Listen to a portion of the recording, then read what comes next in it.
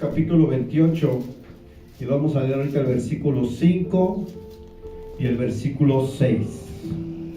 Mateo 28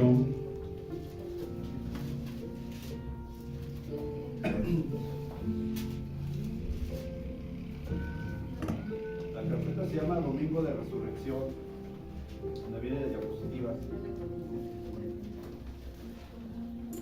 Domingo, Mateo 28, versículo 5 y 6. ¿Ya están ahí, hermanos? Todos están ahí, 28. Vamos a leer la palabra de Dios. Mas el ángel respondiendo dijo a las mujeres: no temáis vosotras, porque yo sé que buscáis a Jesús, el que fue crucificado. No está aquí, pues ha resucitado. Amén. ¿Cuántos dicen amén? Amén? No está aquí, le dijo el ángel a las mujeres, pues ha resucitado. Amén. Como dijo, venid, ved el lugar donde fue puesto el Señor. Cierra sus ojos, vamos a orar. Señor, en el nombre de Jesús te pido que en esta mañana, Dios, hables a nuestras vidas, Señor. Que tu palabra, Señor, cumpla el propósito para el cual es dada en el nombre de Jesús, Señor. Y que cada uno de nosotros, Señor, seamos confrontados con tu palabra, seamos transformados por medio de ella, Señor. Y que tu palabra, Señor, sea como ese rema en cada corazón, de acuerdo a nuestras necesidades, Señor. Hoy ayúdanos a entender de manera más profunda lo que implica el sacrificio de Cristo y lo que realmente esto implica en nuestras vidas y cómo impacta nuestras vidas, Señor. Te lo pido, Espíritu Santo, me declaro totalmente dependiente de tu obra en mí, Espíritu Santo, y que sé que tú tienes un anhelo de transformarnos cada vez más, Señor. Yo te lo pido, Señor, en el nombre de Jesús, en el nombre que es sobre todo nombre. Aleluya. Amén. ¿Puede tomar asiento, hermano? La semana pasada vimos acerca del Domingo de Ramos, ¿recuerdan? Acerca de esa entrada triunfal de Jesucristo, donde la multitud le gritaba: Hosana al Hijo de David. ¿Qué significa Hosana, hermanos? Salva ahora, te ruego. ¿Cómo? Salva ahora, te ruego. Sálvanos, te ruego ahora. Amén. O eso es lo que gritaba la multitud cuando Jesucristo entra por Jerusalén montado encima de un burrito, ¿verdad? Dijimos que esta entrada, el pueblo reconocía que él era el Hijo de David, el Mesías enviado, el Cristo, y que sin embargo, yo decía que unos días posteriores esta misma multitud gritaría enardecida al Jesús mismo que glorificaron en algún momento: crucifíquenle. Y hoy estamos conmemorando, recordando la Semana Santa, y no sé si usted sabía, pero viendo en las noticias de cuántas personas se congregan en Iztapalapa, se reúnen para este evento de la crucifixión, y decían que era algo histórico, que más de 2 millones de personas hay en ese lugar, o en la Semana Santa, para presenciar lo que se conoce como el Vía Crucis. Y a mí me impresiona que tantas personas vayan a ese lugar. De hecho, yo cuando no conocía de Cristo, en una ocasión fui, pero yo fui a tomar. Yo fui a hacer otra cosa que no era buscar de Dios. No conocía de Cristo, no me ve así. Porque yo diré poco, no. Yo no conocía de Cristo. Pero me acuerdo que mis amigos me dijeron: pues vamos a ver qué hay allá. Y yo, pues vamos. Y yo, por ahí he pasado, cómprate algo para beber, que hace calor, ¿no? Y ahí vamos. Y cuando yo fui hace muchos años, es impresionante, no se puede ni caminar. Vas así, totalmente lleno. Dicen las noticias que esta Semana Santa en Iztapalapa es algo que se ha registrado como en ningún otro año. Después de 3 periodos de no hubo este proceso en Semana Santa, hoy en esta semana Dicen las noticias, se me hace muy increíble que más de 2 millones de personas se congregaron para ver este evento. Lo que me lleva a pensar es que las personas conocen un poco de Cristo, o al menos tienen un conocimiento de lo que pasó en ese lugar, y cuando ven a Cristo y este proceso que va hacia la cruz, donde lo van golpeando, donde va pasando por ciertas estaciones, muchas personas son conmovidas en su corazón al ver el dolor que un hombre puede sufrir. Sin embargo, a la luz de lo que es la vida en la realidad, vemos que este evento es un evento religioso. Es un evento donde muchos van a tomar, otros se drogan en el mismo lugar, e incluso hay trifulcas en algunas ocasiones, porque este es un evento religioso que solamente recuerda lo que Jesús hizo, pero no hace un cambio en las personas real. Una cosa es que conozcamos la historia bíblica, una cosa es que vayamos a ciertos eventos religiosos, pero otra cosa y muy diferente es que Cristo cambie nuestras vidas. Eso es totalmente diferente, y esto nos hace diferentes de todos estos procesos que se hacen a nivel mundial. Se está recordando la Semana Santa y es algo sin precedentes, hermano. En donde quiera que usted va a cualquier otro estado, hay algo representativo de Cristo. Pero la realidad es que estamos muy alejados de Él. Y el primer punto que quiero tocar hoy se llama obediencia hasta la muerte. Se llama obediencia hasta la muerte. Y cuando nosotros aceptamos a Jesucristo, si somos sinceros, muchas veces no entendemos realmente lo que el sacrificio representa. Muchos hicimos la oración, confesamos a Jesús como nuestro Señor y Salvador, pero seamos honestos. Alguien en la iglesia donde tú confesaste a Jesucristo te enseñó lo que representaba el sacrificio, te dijeron quién era Jesús, te mostraron qué es lo que realmente implicaba el sacrificio de Jesús, o solamente fue una oración, comenzaste a ir a la iglesia, comenzaste a aprender a lo largo de los años, pero realmente nunca se te ha presentado el evangelio completo de Jesucristo. Y así nos pasó a muchos. Yo recuerdo que acepté, fui a la iglesia, después fui a un retiro y yo realmente no conocía a Jesucristo. No hubo una enseñanza adecuada para poder saber de qué se trataba este sacrificio. Y quiero decirte que la muerte de Jesús era necesaria para que nosotros pudiéramos ser perdonados. Tenía que haber alguien que pagara el precio por el pecado. Dice Romanos 6:23 que la paga del pecado es ¿qué? Muerte. Este versículo nos enseña algunas cosas importantes que quiero que usted se lleve en su corazón. Es que todo pecado tiene una consecuencia, y la paga a la luz de la Escritura es que muerte. Aquí se está refiriendo a una muerte eterna. No está hablando de una muerte física en primera instancia. Está hablando que el pecado nos separa de Dios, y que esa separación y la consecuencia de esa separación es la muerte eterna. Es una separación eterna. Todos moriremos en algún momento, pero a aquellos que depositan su fe en Jesucristo, que lo reconocen, que lo reciben en su corazón y comienzan a vivir una vida en un nuevo nacimiento, tienen un destino diferente. Unos tendrán una muerte eterna y otros tendrán una vida eterna al lado de su Creador, al lado de Jesucristo.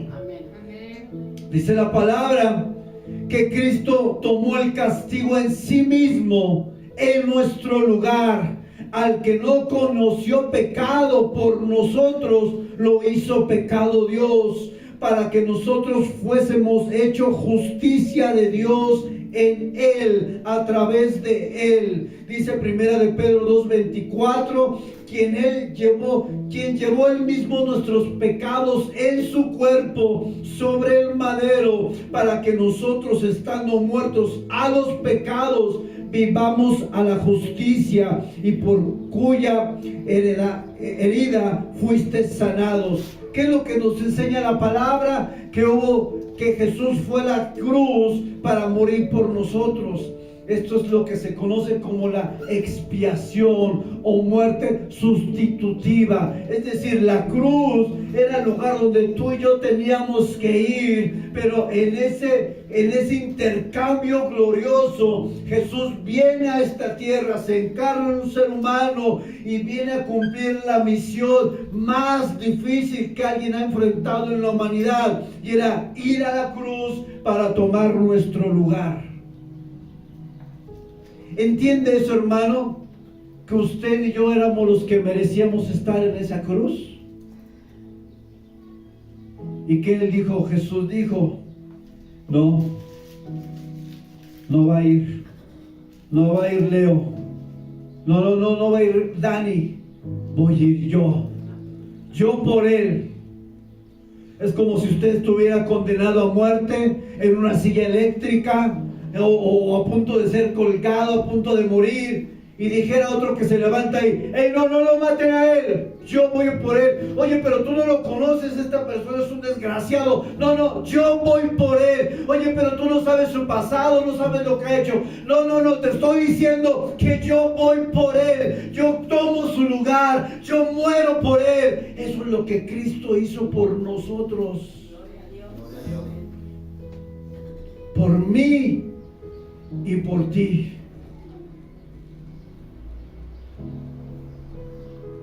Dice Isaías 53:5, mas él herido fue por nuestras rebeliones, molido por nuestros pecados.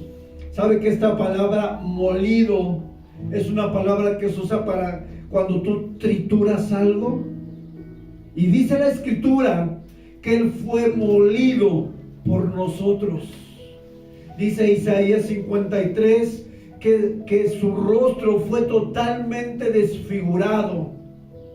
De hecho, en la película de la Pasión podemos ver escenas que causan conmoción. La realidad, de acuerdo a lo que nos enseña la palabra, es que Cristo fue desfigurado de la cara, físicamente perdió forma. Dice la Escritura, no había parecer en él.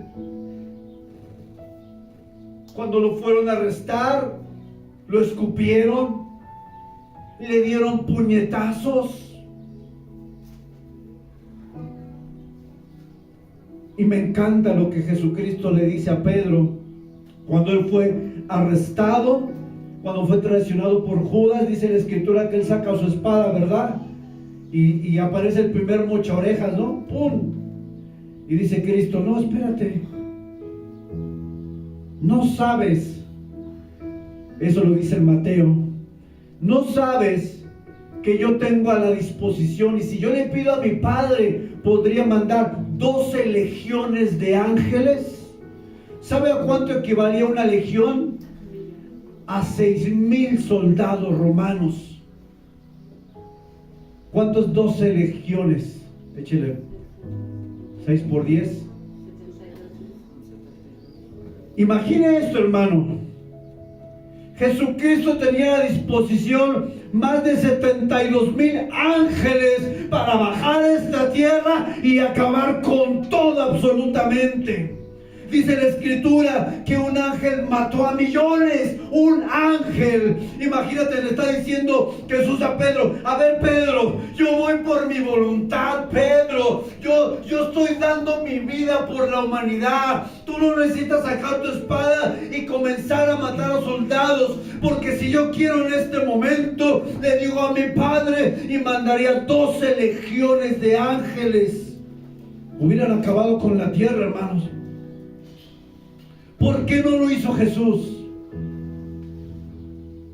Por mí y por ti. Él tenía el poder para llamar a un ejército celestial y acabar con esta tierra, hermanos. Pero cuando Jesús iba a comenzar ese viacrucis, ese proceso, había algo que él estaba pensando en su corazón. y era la obediencia al Padre y era el amor a nosotros. ¿Verdad que la cruz es incomprensible?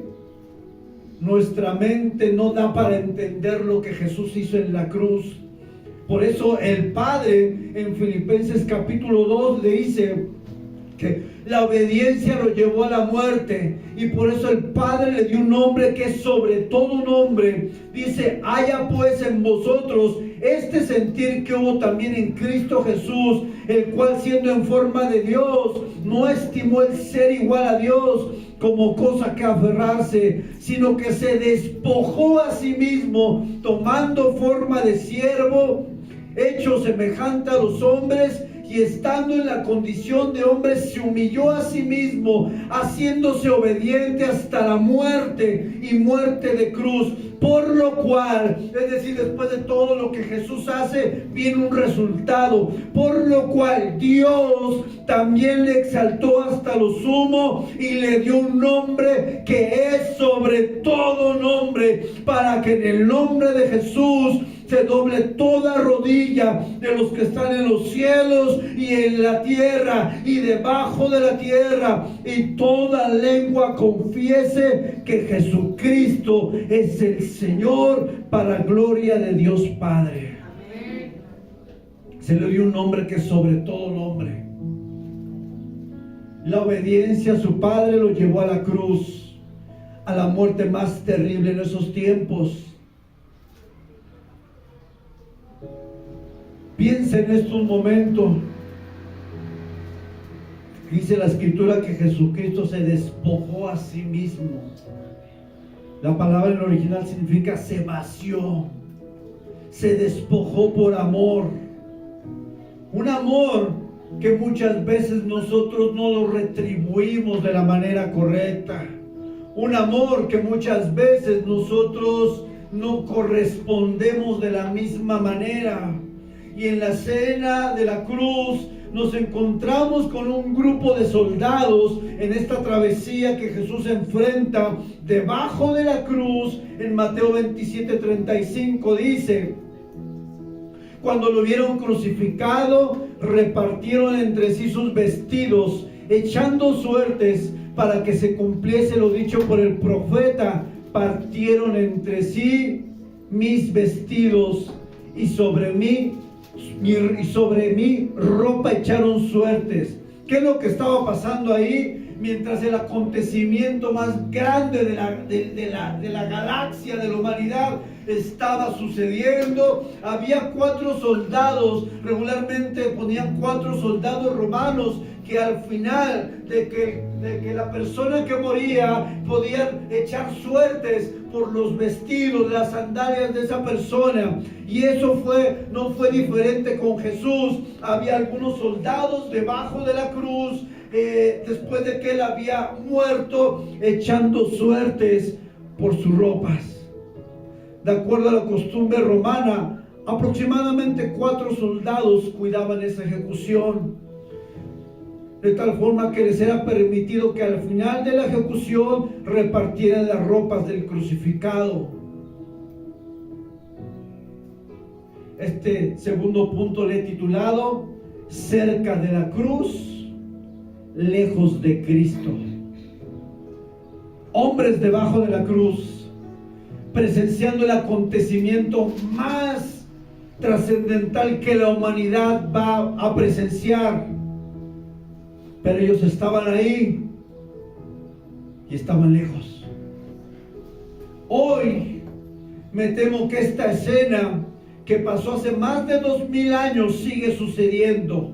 Primero, a todos aquellos que rehúsan en creer en Jesús, a todos aquellos que de manera intencional rechazan el Evangelio, y a todos aquellos que religiosamente en Semana Santa van a un evento histórico para calmar sus conciencias, o solamente por diversión o por cualquier otra razón. Pero de alguna manera esta situación de los soldados debajo de la cruz también está representada dentro de nuestras iglesias. Hoy en cada iglesia en todo el mundo tenemos cristianos que se llaman cristianos, que son como estos soldados debajo de la cruz, cerca de la iglesia, participan, pero están lejanos de Cristo. Esto debe de alarmarnos y causarnos temor, porque la misma escena se está repitiendo dentro de las iglesias en el mundo. ¿Cómo? ¿De qué manera? La tibieza espiritual es algo que dentro de las congregaciones encontramos. Y primero encontramos una tibieza en cuanto a Dios. A Dios lo ven como alguien que solamente suple sus necesidades, alguien que les quiere bendecir y darle todo lo que le pidan. Es como un mesero celestial a la disposición de nosotros. Hay personas que solamente buscan de Dios porque necesitan algo de Dios, pero no quieren a Dios en sus vidas. Y eso es muy diferente. Hay personas que solamente traen un ruego petitorio de 1000 peticiones, pero no tienen un compromiso para con Dios. Buscan los beneficios del reino de Dios, pero sin un compromiso con el rey de ese reino. Las iglesias están llenas de este tipo de personas. Personas que no han entendido el sacrificio de la cruz. Personas que hicieron su declaración, su oración de fe, pero que en su vida no han tenido un compromiso serio para con Dios. Están cerca de la cruz, pero están lejos de Cristo. ¿Cómo sé eso, hermanos? Porque yo fui uno de esos. Yo fui uno de esos. Asistí a las reuniones, pero realmente en mi corazón no había un amor sincero por el Señor. Yo era de esos. Este alejamiento dentro de la iglesia también lo vemos reflejado en cuanto a la palabra de Dios y en cuanto a la oración de Dios, porque solo lo vemos como medios para obtener algo de Dios, pero no como un medio de intimidad, de comunicación que nos lleva a conocer de manera más profunda a Dios.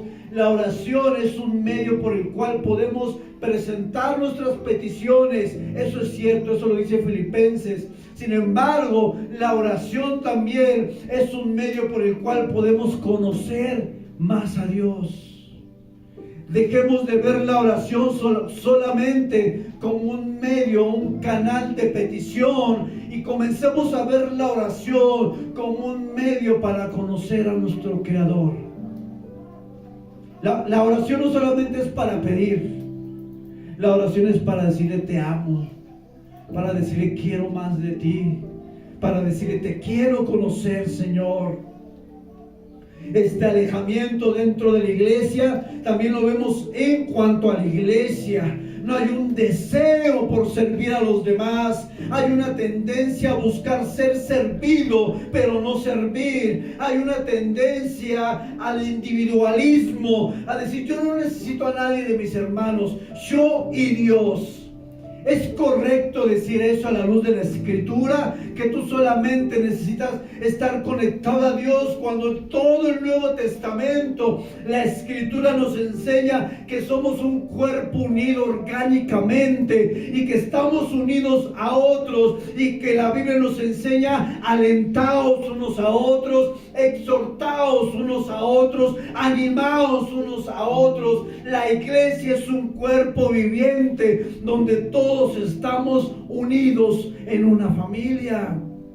No hay un cristianismo individual. Eso no existe en el cuerpo de Cristo. Cuando Pablo habla de que la iglesia es un cuerpo, y donde uno dice que uno son los brazos, uno las piernas, ¿usted se imagina el cuerpo de Cristo desmembrado? Yo soy la mano, pero yo no necesito a la pierna. Imagínese una mano flotando ahí. El cuerpo de Cristo es un cuerpo entero. Dice, ya no hay judío, ni griego, ni esclavo, ni amo, sino que un solo cuerpo. Así es que hay hermanos que piensan que no necesitan relacionarse con los demás. Quiero decirle una cosa a la luz de la Escritura: eso es incorrecto. Nos necesitamos unos de otros. Es más, le voy a decir una cosa: hay veces que un hermano ha estado ahí cuando ni siquiera su familia ha estado ahí. Hay veces que un hermano en la fe ha respondido más que los hermanos de sangre, o incluso tus padres, o incluso tu esposa o tu esposo, ¿sí o no? Hay veces que un hermano en la fe ha estado en los momentos más difíciles de tu vida y no un familiar. ¿No le ha pasado? ¿Qué dice? ¿Yo no estoy aquí? ¿Dónde está mi papá? ¿Dónde está mi hermano? Ya tienes ahí al Rubén ahí, ¿no? ¿Qué pasó, hermano? ¿Cómo le puedo ayudar? Por eso, hermanos, hay un llamado a la unidad en Cristo. Necesitamos entender que la iglesia es un solo cuerpo y que ningún miembro no es, todos somos indispensables.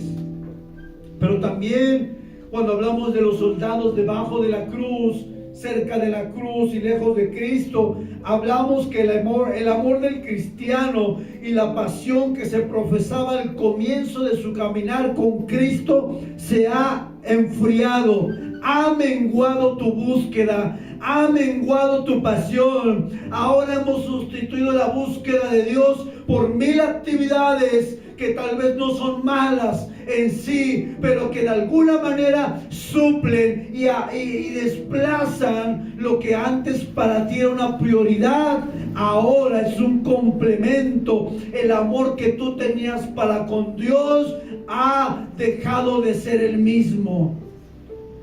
Eso pasa en los matrimonios, ¿verdad? Después de 20 años, es que ya no me amas igual.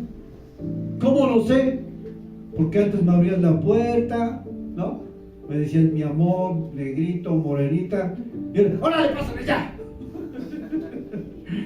¿Dónde está el amor? ¿Qué pasó? Eso nos pasa con el Señor. Cuando antes no querías faltar a ninguna reunión, decías, Dios va a hablar, algo va a suceder. Y ahora dices, bueno, pues, otra vez va a estar ahí ese Señor gritando como loco. ¿Por qué voy? Mejor me quedo aquí viendo una serie de Netflix, acá La Pasión de Cristo en la de Iztapalapa. ¿Y para qué voy a la iglesia?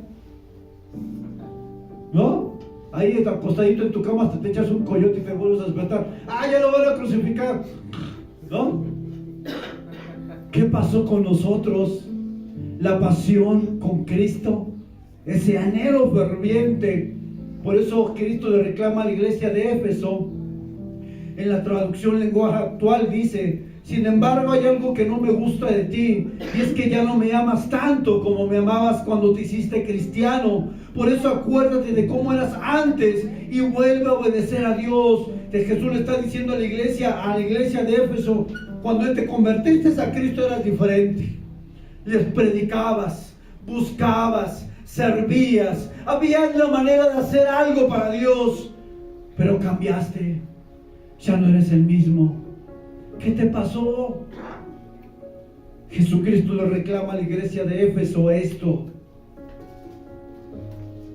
Y lo último en lo cual nosotros vamos alejándonos de Cristo y de la cruz es en el pecado. Dice que el pecado nos separa de Dios. Si el pecado nos separa de Dios y nosotros no luchamos contra este pecado, cada vez la separación es mucho mayor. Entonces, si yo entiendo que el pecado me separa de Dios y yo de manera deliberada continúo pecando, estoy haciendo un abismo entre yo y Dios. Cuando la Biblia nos enseña que Él murió en la cruz para acercarnos al Padre y precisamente desaparecer esta separación. Yo recuerdo que muchas veces cuando nosotros pecábamos, a veces te dolía, decías, híjole, le fallé al Señor, me siento mal. Pero después de mucho tiempo, cuando uno continúa pecando una y otra vez, ese redarguir del Espíritu Santo va menguando y llega un momento donde ya no sientes nada. Porque entre más uno peca, más uno muere.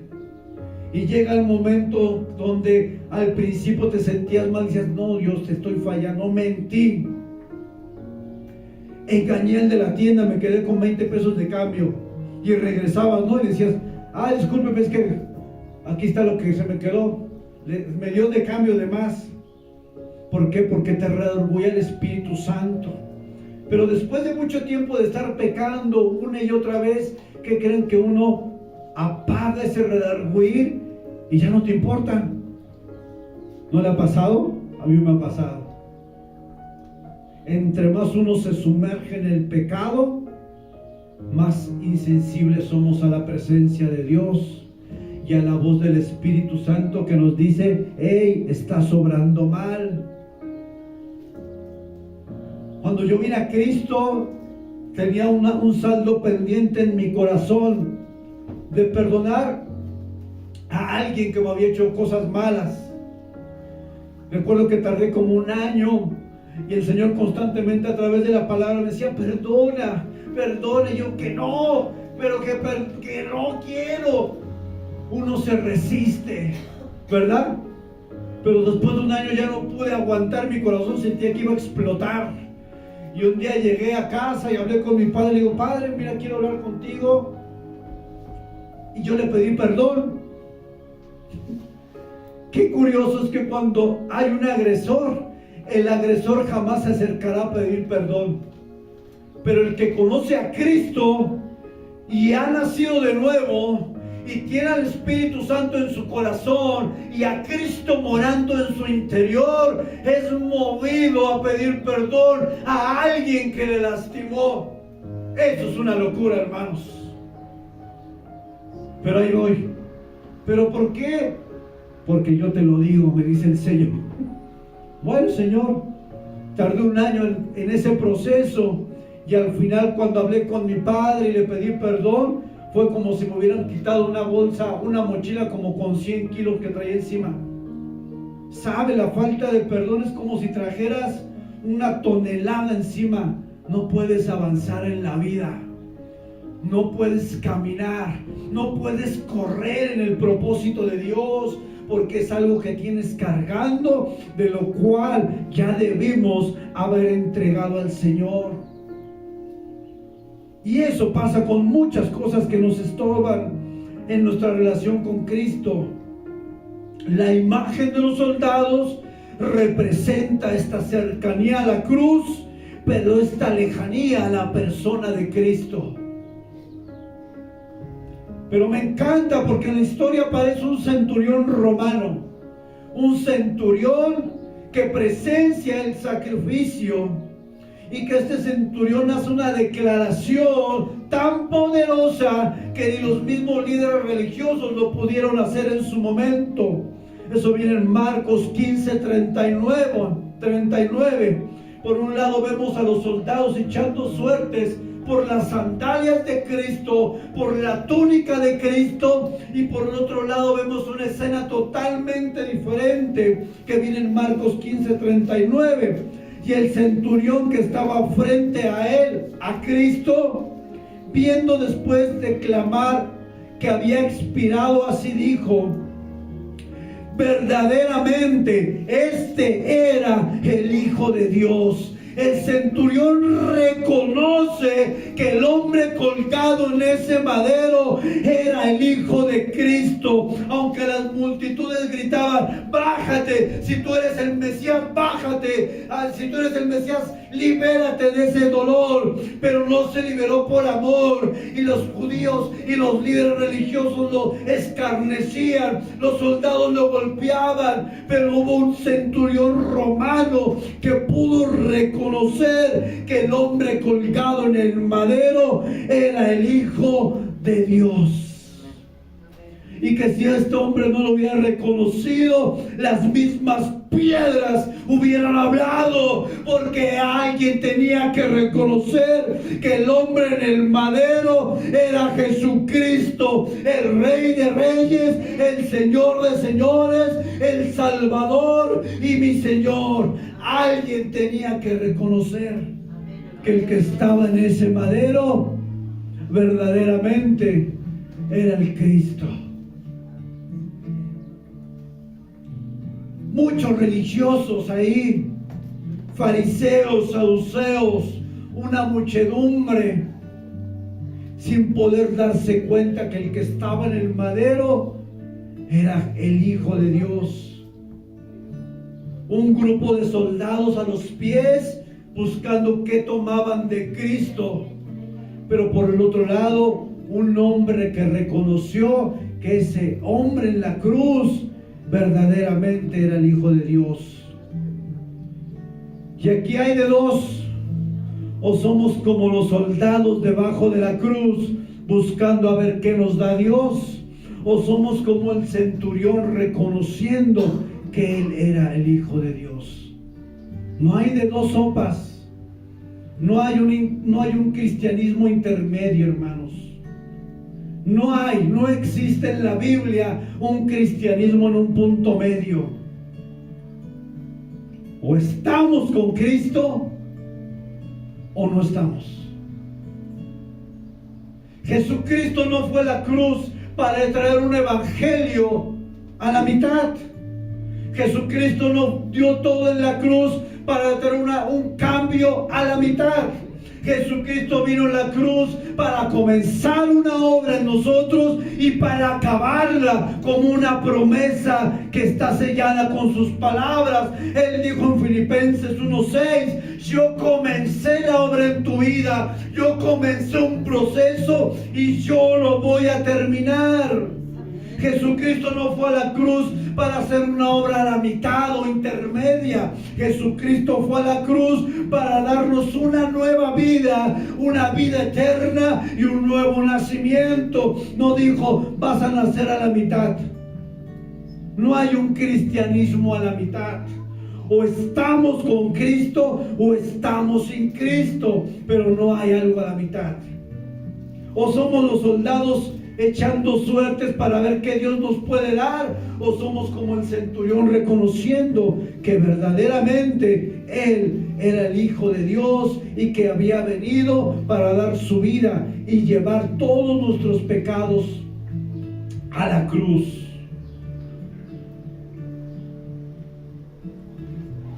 El Evangelio es algo que tenemos que recordar todos los días. A veces hacemos énfasis en una semana, pero nos olvidamos el resto del año. A veces en una semana queremos hacer lo que no hemos hecho en 5 años. Es como cuando usted nunca va al gimnasio y usted va un día y quiere estar 4 horas y quiere salir súper ponchado. ¿Cómo va a salir? Uy, hermano, no se va a poder ni mover. Va a salir así como... porque en un día quiere hacer lo que no ha hecho en toda su vida. Con Cristo, a veces decimos: ya voy a orar. Y usted dice: yo voy a orar 5 horas. No, hermano, espérese. Ore 5 minutos. Ore 10 minutitos. No es la cantidad de tiempo, sino es la devoción con que lo hace. Pero acerquémonos a Él. Como tercer punto y último, quiero hablar acerca de la resurrección de Cristo. Y vamos ahora hacia nuestro pasaje de Mateo 28. Vamos a leer del versículo 1 al versículo 5.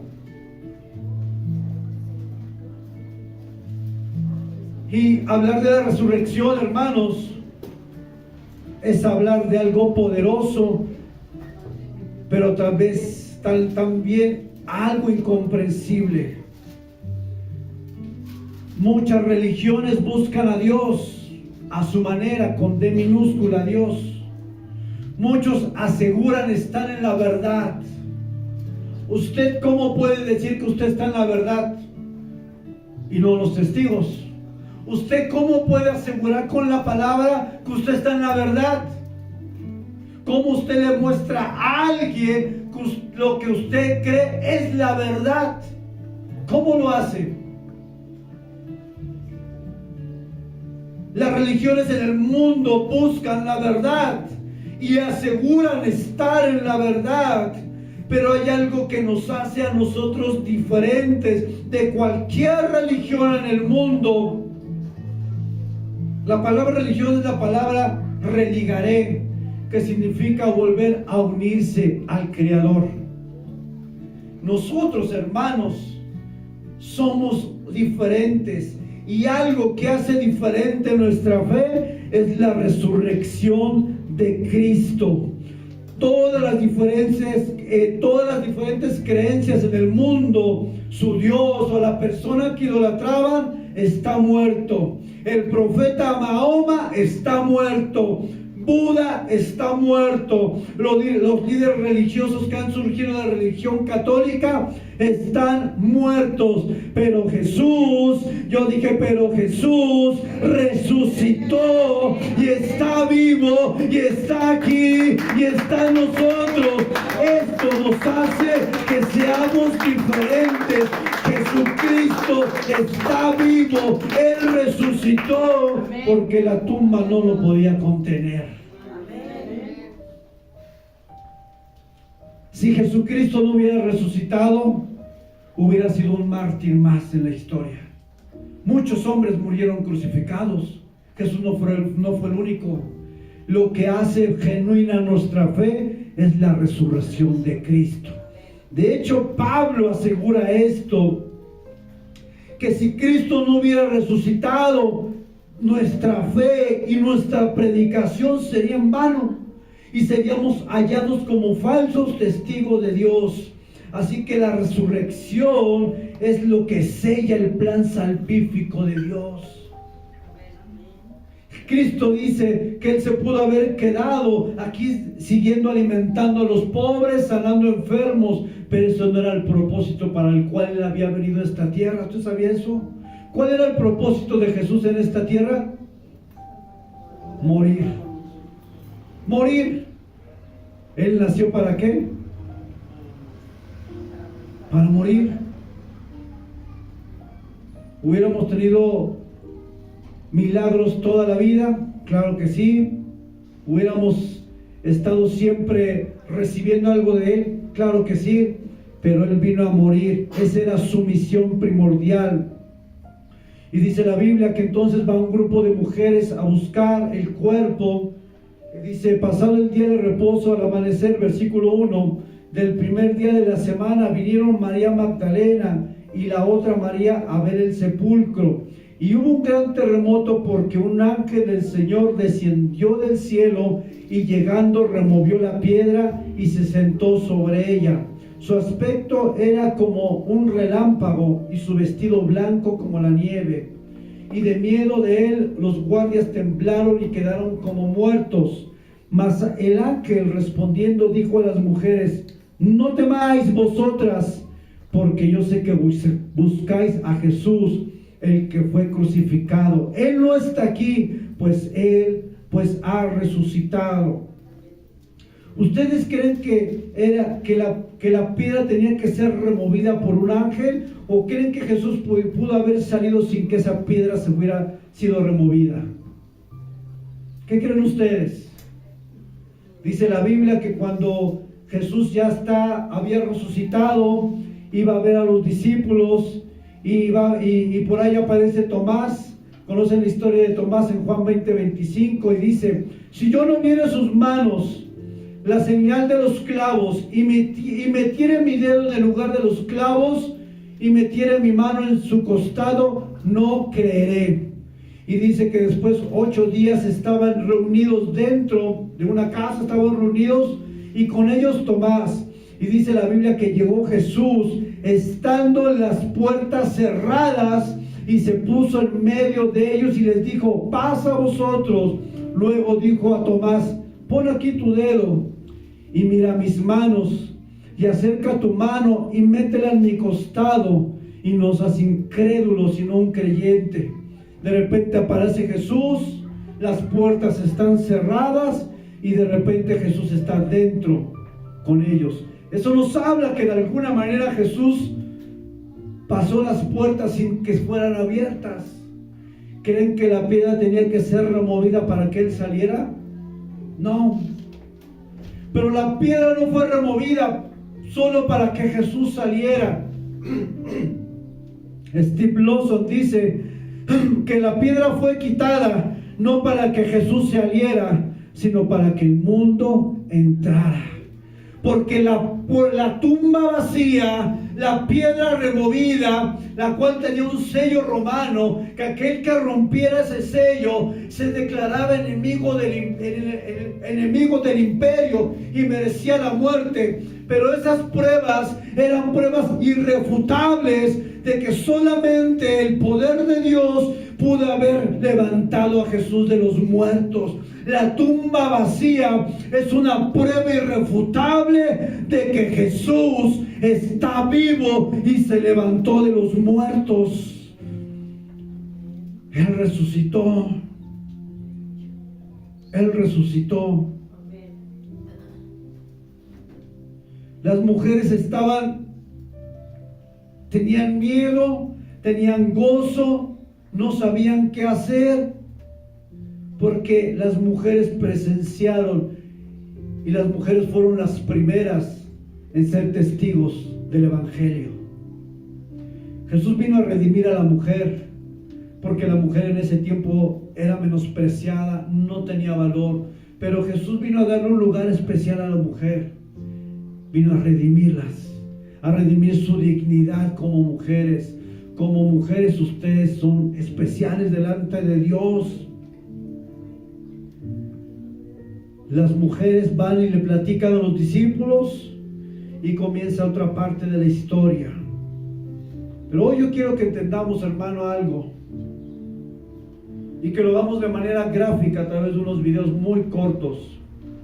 Porque a veces escuchamos la narrativa, a veces escuchamos el Evangelio, pero muchas veces una imagen habla más que 1000 palabras. Y entender, baja la cortina de hijo, por favor, con cuidado de mover ahí. Y entender lo que el sacrificio representa y lo que el sacrificio es, nos va a ayudar a entender, a vivir con propósito en esta vida. Hermano, todo aquel que viene a la cruz encuentra propósito en su vida. No debe ser un cristiano que dice, pues yo no sé ni para qué existo, para qué vivo, para qué nací. Gran error.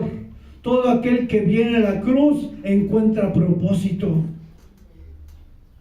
Y es Jesús en la cruz quien nos da propósito. Y vamos a ver el primer extracto, para que tenga una idea de lo que Él tuvo que sufrir por nosotros.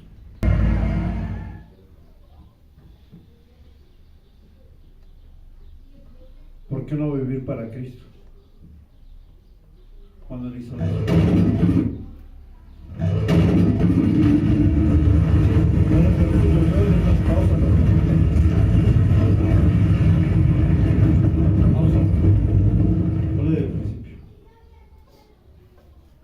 Dice que los que están ahora en Cristo ya no deben de vivir para sí, sino para aquel que murió y resucitó por ellos. Si usted, hermano, no entiende esto, hermano, no entiende nada. Si ver a Jesús morir de esa manera no lo lleva a renunciar a su pecado, a su vida indiferente, vacía, a una vida superficial, material. Si ver a Cristo sufrir todo esto y mucho más no lo lleva a cambiar su vida, hermano, nada lo va a cambiar. Nada va a cambiar su vida y usted vivirá miserablemente muerto en vida. Si el sacrificio de la cruz no es suficiente para cambiar su vida, nada lo es. Nada lo es.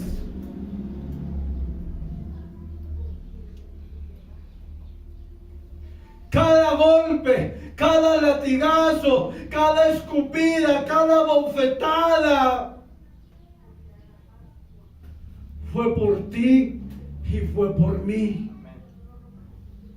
No para vivir vidas vacías, sin propósito, apáticos, indiferentes. No para vivir vidas muertas, sino para vivir en la plenitud de Cristo.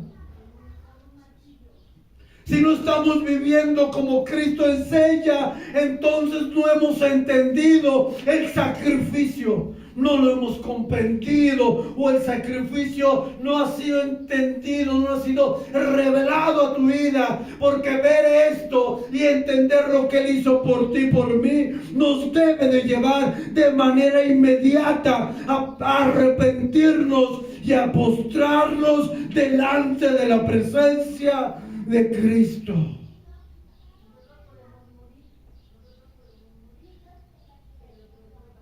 Puede salir de este lugar y seguir viviendo en su pecado, pero la Biblia dice que su destino es el infierno. Yo no voy a ocultar ni voy a suavizar el evangelio. Pero si usted acepta a Cristo y vive para Cristo, su destino está en la presencia de Dios por la eternidad. Amén.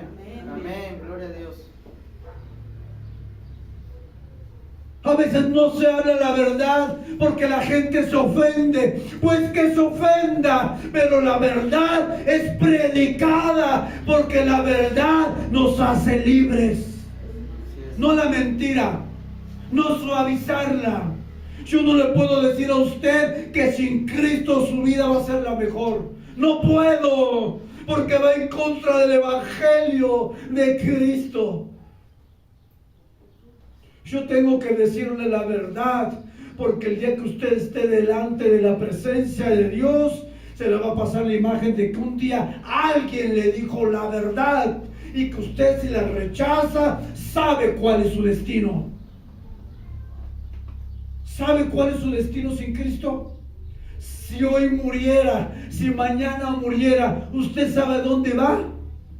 La Biblia me dice dónde va. Dice la Biblia, donde el dolor es interminable. Va a sufrir eternamente. Pero dice Juan 3:16, que de tal manera amó Dios al mundo, que envió a su unigénito, para todo aquel que en Él cree no se pierda, mas tenga vida eterna. ¿Cuál es su decisión? Depende de usted. Yo no lo voy a obligar ni a buscar, yo no lo puedo obligar. Es una decisión personal, pero su decisión lo lleva a dos caminos, no hay tres. Una eternidad sin Cristo o una eternidad con el Creador de los cielos. Dice que todavía tiene el hueco de sus manos, Imagínese, hermano, ver a Cristo, estar con Cristo. Será glorioso. Y sabe, hermano, hay otra cosa que a veces pasamos desapercibido. Si bien el evangelio tiene que tener un impacto en nuestro presente, hay otra verdad que también no se dice muchas veces, y es que Él va a regresar. Él va a regresar. Y si no estamos preparados para irnos, hermano, ¿a dónde cree que va a ir? Él va a regresar. Él lo prometió en Hechos 1, ¿verdad? Dice que cuando ascendió, dice, ¿por qué miran al que va, al que asciende? Porque un día regresará. Y esta promesa no se ha cumplido. Y yo creo que va a pasar. Porque la Biblia lo dice.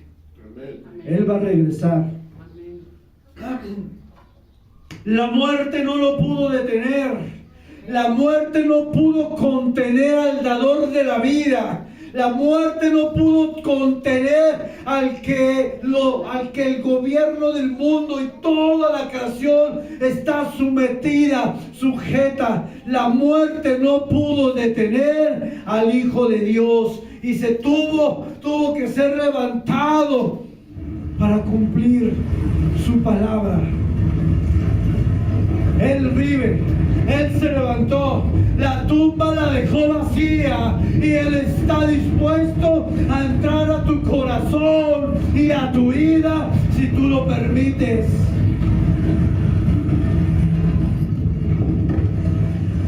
Aleluya. Aleluya, Señor.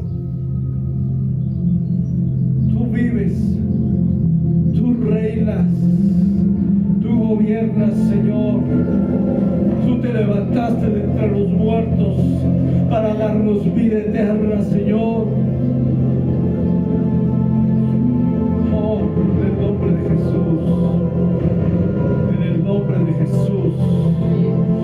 Venció la muerte. Se levantó entre los muertos. Jesús, el Hijo de Dios, el Cordero inmolado. Aleluya, Señor. Tú te levantaste. Tú te levantaste, Señor.